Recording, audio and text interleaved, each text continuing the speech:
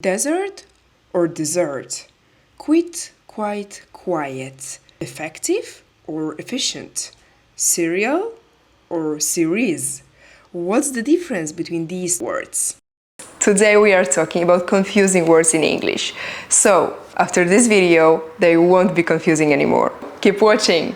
I need to mention that the great inspiration for this video are my lovely students, because I have the sensation that I explain these words at least once a day. So let's summarize them once and for all. This video contains vocabulary explanation, pronunciation practice, and examples taken from real life. So let's get started. The first pair of confusing words is desert and dessert. What's the difference? They are both nouns. So, desert is a huge dry land with a lot of sand. For example, the Sahara Desert. I'm sure you've heard about it. To a place that's a desert today. A place that doesn't have too many plants covered. And on the other hand, we have dessert. It's something sweet that we eat after dinner or the main course. So, hey, what's for the dessert today? I really feel like eating something sweet. Eat your vegetables first, then you get dessert. Let's go to the second pair of the examples. Sensible and sensitive. They are both adjectives. An adjective describes a noun, basically a person, a thing, or an animal. So when someone is sensible, it means that this person can make good judgments based on the reason, experience, rather than the emotions. Synonyms that came to my mind are smart and clever. Listen to these examples. She's a sensible sort of person. It means that she's really smart and intelligent. It's not only about people, we can also use sensible while describing behaviors or things.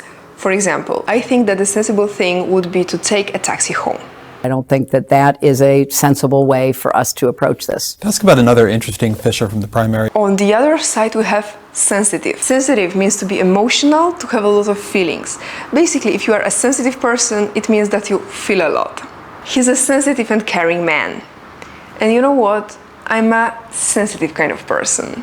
What about you? Let me know in the comments. Reading and studying and trying to make people sensitive to the issues that have been affecting all of us. Cereal and series, they are both nouns. So let's start with cereal. It's actually a really tasty example because it's food that we usually have for breakfast. I usually have cereal with milk or yogurt for breakfast. And what about you? Do you have cereal for breakfast? You can analyze your genome for mutations. You can analyze your breakfast cereal for GMOs. Then we have series with S at the beginning. So series is TV program that contains a lot of episodes based on the same story and characters. For example, I'm really obsessed with the new Netflix series. By the way, do you recommend me some nice Netflix series? Let me know in the comments because I'm currently looking for one. Place that you're attracted to. That's a TV series. The next pair of English confusing words is effective and efficient. They are both adjectives. So again, we describe someone or something. Let's start with effective.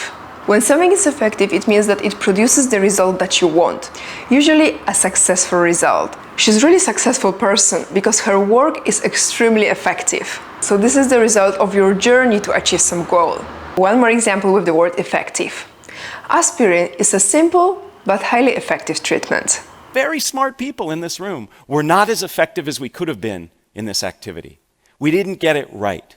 As I've already mentioned, effective is easily confused with efficient. So, efficient is, when someone is efficient, is a person who is doing something in the best possible manner, without wasting time, energy, money, and resources. For example, an efficient worker is a person who is really productive. The next example is going to be connected with some marketing trick used by many companies. So when you enter some shop or other service, you can see we offer a friendly and efficient service. I mean, it's not really a marketing trick because maybe they do, but the thing is that I see it basically everywhere. So it's like, I just stop believing that because it's so common. The people get more efficient at what they do. And what that means is there's hope. You know what? It seems like I've left the most confusing words for the end of the video, because now we have quit, quite, quiet. The most significant thing here is that all of these words are completely different parts of speech. Let's start with the verb to quit. Quit means to stop doing something or to leave the job or some other place. For example, my sister is going to quit her job next week because she doesn't like it. The next example is he decided to quit smoking. So he decided to stop.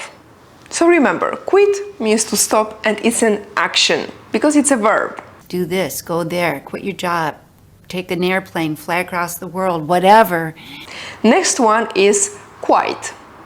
Quite is actually an adverb and it's a synonym to very, really and completely also, I would say. Hey, come here, you'll be quite comfortable. Quite comfortable means really comfortable.